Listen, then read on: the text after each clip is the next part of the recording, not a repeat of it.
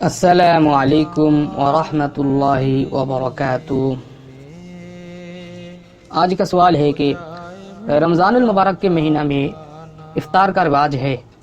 افطاری کروانے والوں میں بعض ایسے لوگ بھی ہوتے ہیں جن کی خالص آمدنی سودی کاروبار یا شراب کے کاروبار ہی کی ہوتی ہے، اس کے علاوہ حلال آمدنی کا کوئی ذریعہ نہیں ہے۔ تو اس صورت میں افطاری کرنا کیسا ہے؟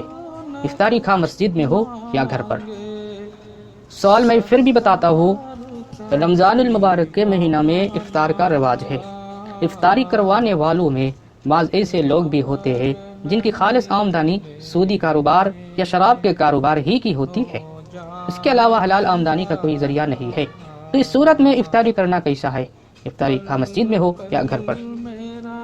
جواب یہ ہے کہ رمضان المبارک کے مہینہ میں کوئی مسلمان اپنی حلال کمائی سے افطار کرائے تو اس کا ثواب حدیث شریف میں بہت زیادہ وارد ہوا ہے، لیکن جس کی آمدنی صرف سودی یا شراب کے کاروبار کی ہوتی ہے، اس کے علاوہ حلال آمدنی کا کوئی ذریعہ اس کے پاس نہیں ہے، تو ایسے شخص کے یہاں سود یا شراب کے پیسہ کے افطار میں شرکت کے لیے کسی بھی مسلمان کے لیے جانا جائز نہیں ہے۔